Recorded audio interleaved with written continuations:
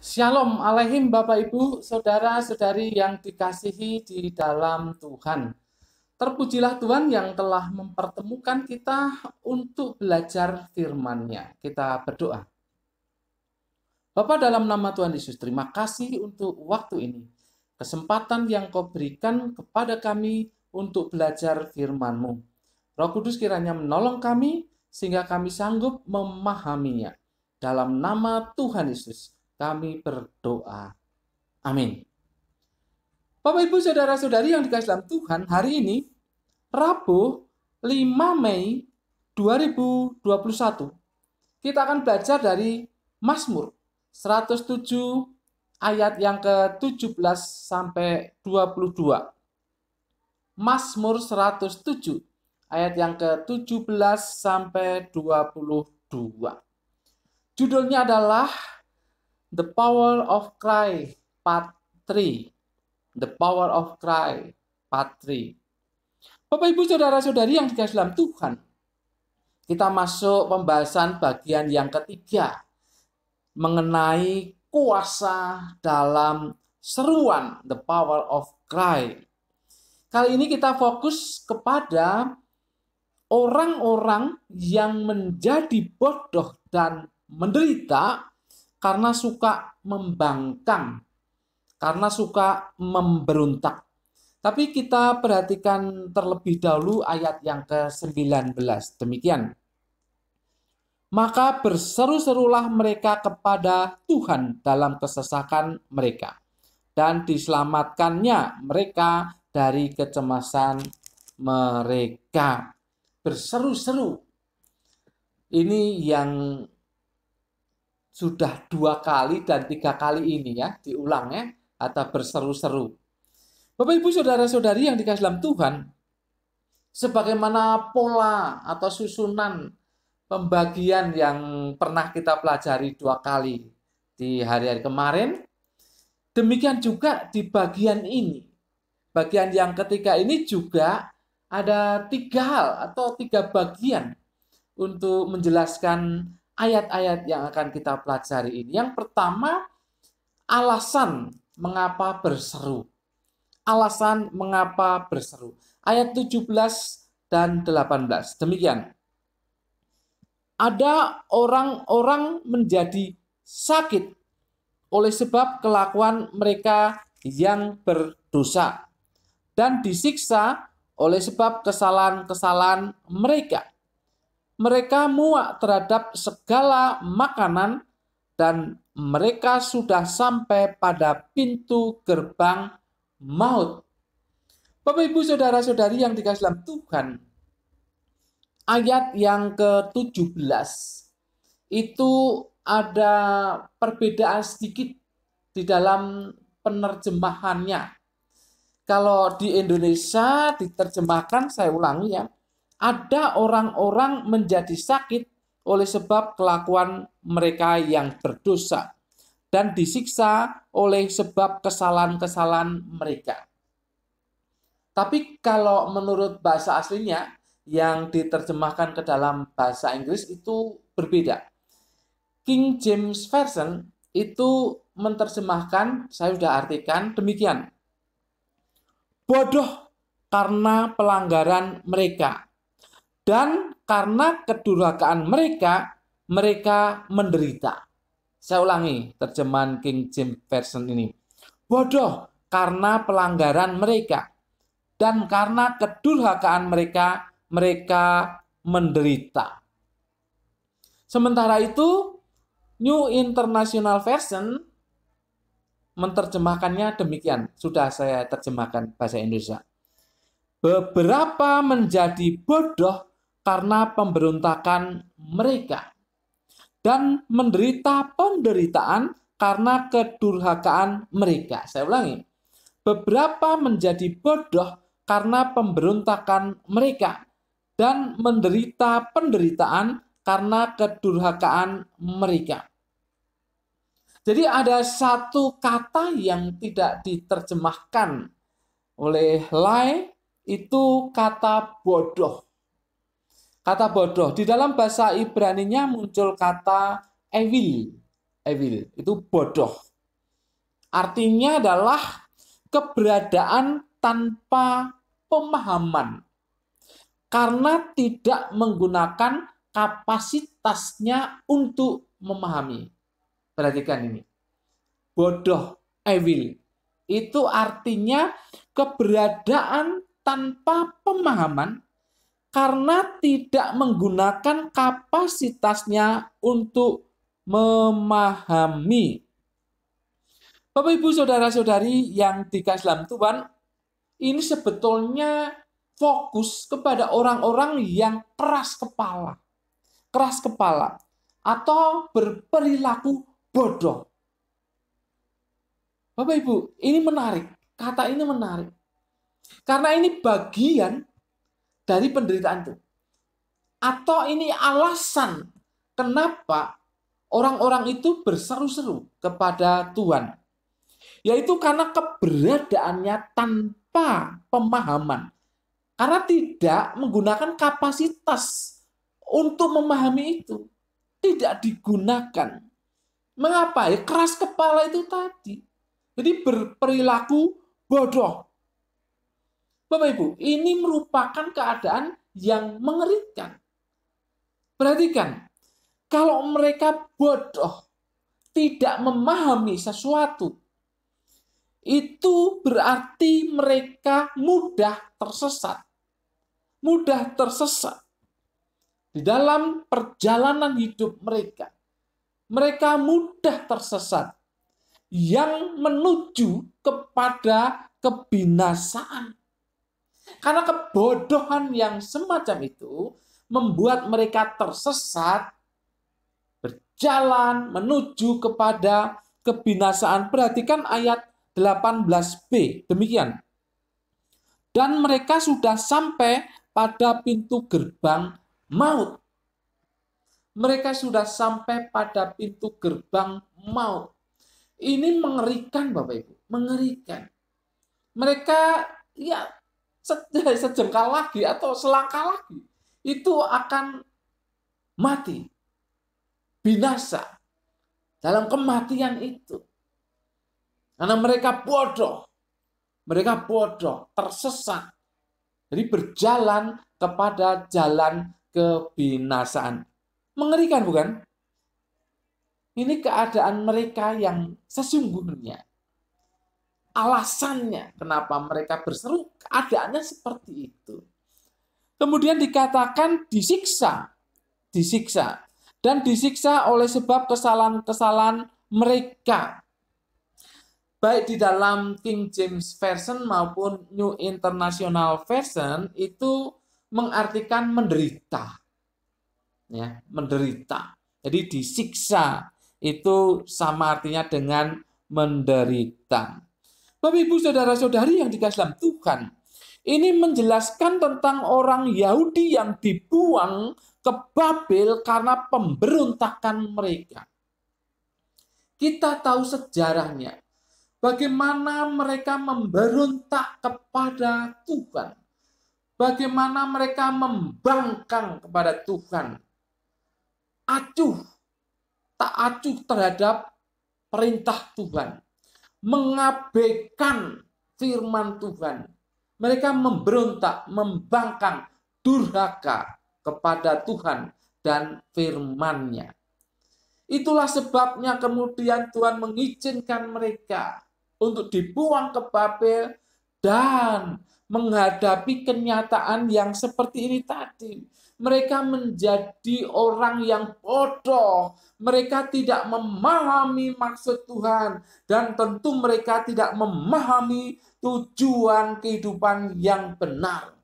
Sehingga mereka atau arah langkah mereka itu menuju kepada kebinasaan. Mereka sudah sampai pada pintu gerbang maut. Mengerikan. Mengerikan keadaan ini. Kalau dibiarkan, ya sudah pasti mereka binasa. Tidak ada yang kembali ke tanah air mereka. Binasa di Babel. Ini mengerikan. Hilanglah yang disebut dengan kerajaan besar Yehuda itu. Hilang dari muka bumi. Kalau mereka terus berada di dalam kebodohan mereka. Bodoh bukan berarti tanpa pengetahuan, ilmu pengetahuan bukan. Tapi mereka bodoh, tidak memahami jalan kehendak Tuhan. Sehingga mereka tersesat dan sampai pada pintu gerbang maut.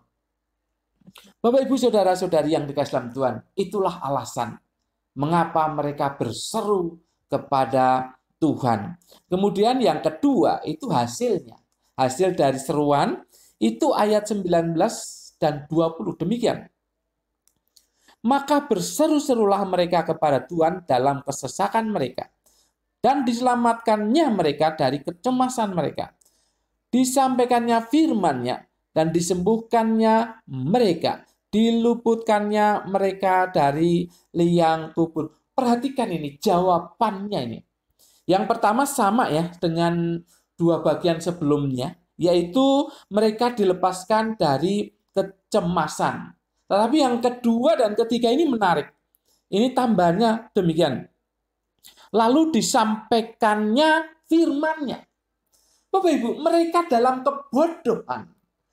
kebodohan dan tidak memahami jalan dan kehendak Tuhan, sehingga mereka menuju kepada kebinasaan. Tetapi perhatikan, ketika mereka berseru kepada Tuhan, maka disampaikannya firman-Nya. Apa artinya? Bahwa Tuhan memberikan pemahaman kepada mereka, bahwa Tuhan memberikan petunjuk mereka, bahwa Tuhan memberikan jalan yang benar kepada mereka. Ini perhatikan, ini jawaban atas masalah kebodohan tadi. Tuhan memberikan firman-Nya. Jadi ada petunjuk untuk kehidupan mereka menuju jalan yang benar. Kemudian tambahan yang kedua di sini dikatakan dan disembuhkannya mereka. Ini sambungannya, diluputkannya mereka dari liang kubur. Perhatikan persoalannya tadi, bahwa mereka sampai pada pintu gerbang maut. Tetapi ketika mereka berseru-seru kepada Tuhan, maka Tuhan meluputkan mereka dari liang kubur. Perhatikan ini. Ini jawaban. Persis kebutuhannya. Mereka bodoh dikirim firman Tuhan, petunjuk Tuhan, perintah Tuhan untuk mereka berjalan ke jalan yang benar. Kemudian mereka sudah dekat kepada kebinasaan. Tuhan, perhatikan ini, Tuhan meluputkan mereka dari liang kubur. Ini hasil dari seruan mereka. Hasil dari jeritan mereka. Hasil dari teriakan mereka kepada Tuhan. Intinya adalah pemulihan. Mereka dipulihkan kembali. Jadi mereka dipulihkan secara ginosko, pengetahuan-pengalaman, yaitu kembali memahami jalan Tuhan. Karena firman Tuhan dikirimkan kepada mereka. Mereka dipulihkan dari sakitnya, yaitu menuju kebinasaan itu dengan dilepaskan dari kebinasaan. Dipulihkan. Bapak, Ibu, Saudara-saudari yang dikasihi dalam Tuhan. Kemudian kita lihat bagian yang ketiga, itu kewajiban setelah dijawab seruannya. Kita baca ayat 21, 22. Biarlah mereka bersyukur kepada Tuhan karena kasih setianya, karena perbuatannya yang ajaib terhadap anak-anak manusia. Biarlah mereka mempersembahkan korban syukur dan menceritakan pekerjaan-pekerjaannya dengan sorak-sorai. Perhatikan, ada yang sama di sini dengan bagian yang sebelumnya, yaitu bersyukur. Bersyukur. Jadi setiap seruan itu dijawab, memang kewajiban adalah bersyukur. Biarlah mereka bersyukur. Biarlah mereka mempersembahkan korban syukur. Itu kewajiban untuk bersyukur. Karena mereka sudah dilepaskan dari kematian atau kebinasaan. Bapak, Ibu, Saudara-saudari yang dikasihi dalam Tuhan. Tetapi perhatikan tambahan untuk kewajiban mereka. Ayat yang ke-22 dikatakan, dan menceritakan pekerjaan-pekerjaannya dengan sorak-sorak. Jadi selain bersyukur, selain mempersembahkan korban syukur, mereka juga harus menceritakan pekerjaan Tuhan. Mereka harus menceritakan pekerjaan Tuhan. Pekerjaan Tuhan yang pertama, ya pengalaman mereka itu. Ya, dilepaskan dari kesakitan, dibebaskan atau diluputkan dari kebinasaan, dan diberikan pengetahuan untuk berjalan di jalan yang benar. Bapak Ibu, ya, karena itu kenyataan seperti itu, ya mereka harus bersyukur untuk hal itu. Dan itu harus diceritakan. Diceritakan kepada mereka yang tidak mengalaminya. Perhatikan bahwa ketika pembuangan, tidak semua orang Yahudi dibuang ya. Jadi ada orang-orang yang bodoh yang ditinggalkan, orang-orang yang miskin yang ditinggalkan, orang-orang yang tidak mempunyai kekuatan dan kemampuan untuk memberontak itu. Sedikit, dan itu ditinggalkan. Dan mereka itu perlu mendengar cerita dari orang-orang Yahudi yang berada di pembuangan, yang saat itu sedang mengadakan perjalanan pulang. Ketika mereka sampai di tanah airnya, mereka harus bercerita tentang perbuatan Tuhan itu. Yang selanjutnya ya banyak yang harus diceritakan. Perbuatan-perbuatan Tuhan di masa lampau itu perlu diceritakan. Perlu diulang-ulang pengajaran itu. Jadi menceritakan pekerjaan Tuhan itu adalah kewajiban setelah dijawab seruannya.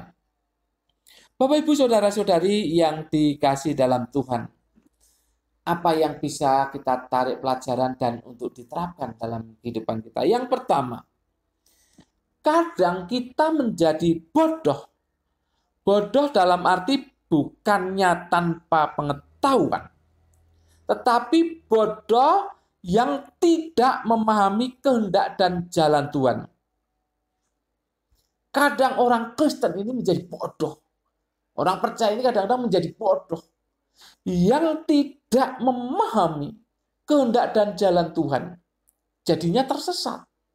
Jadinya jalan kehidupannya itu yang nggak lurus. Karena apa? Karena kebodohan.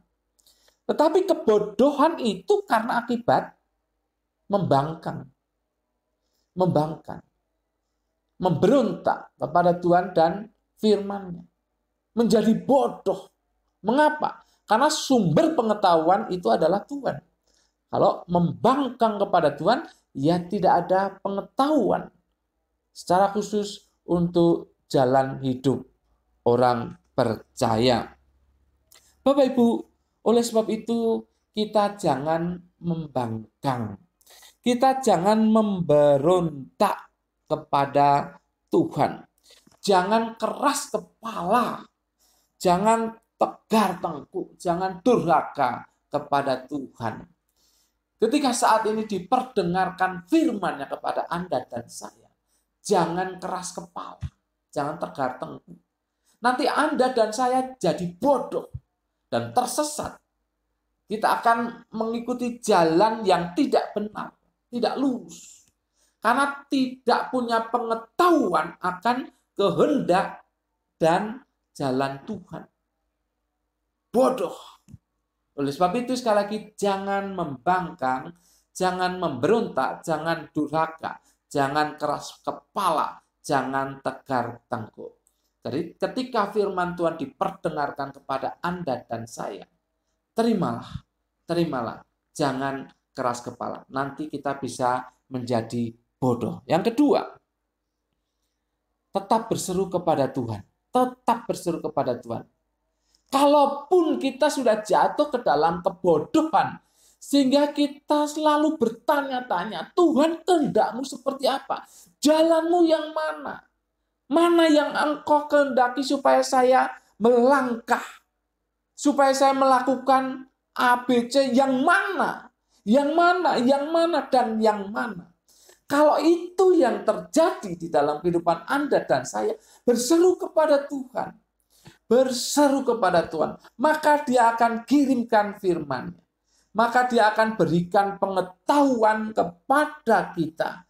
Maka Dia akan berikan pemahaman kepada kita. Sehingga kita tahu jalan yang mana yang harus kita tempuh. Sekali lagi, berseru kepada Tuhan. Ingat, the power of cry. Kalau kita berseru kepada Tuhan, maka Dia akan berikan pemahaman tentang firman-Nya dan jalan serta kehendaknya. Kalau itu sudah dijawab oleh Tuhan, saksikan, ceritakan kepada orang lain bagaimana Anda mengalami itu semua. Ceritakan, itu pekerjaan Tuhan di dalam dan bagi Anda. Ceritakan kepada orang lain. Supaya apa? Supaya mereka juga memahami bahwa Tuhan kita, ketika kita berseru kepadanya, itu Tuhan yang menjawab. Yang menjawab seruan kita. Bapak, Ibu, Saudara-saudari yang dikasihi dalam Tuhan, jangan tahan-tahan. Makanya kita harus cerita kepada orang lain bahwa pekerjaan Tuhan seperti ini, A, B, C, dan seterusnya, di dalam dan bagi kita. Jadi ketika seruan itu dijawab, kita harus bersyukur dan kita harus cerita kepada orang lain. Sekali lagi, the power of cry. Amin. Mari kita berdoa. Terima kasih untuk firman-Mu ya Bapa. Kami sudah belajar. Mohon Roh Kudus yang menolong kami untuk merenungkan dan melakukannya. Dalam nama Tuhan Yesus, kami berdoa dan mengucap syukur. Semua yang percaya katakan amin. Tuhan memberkati Bapak Ibu Saudara-saudari senantiasa.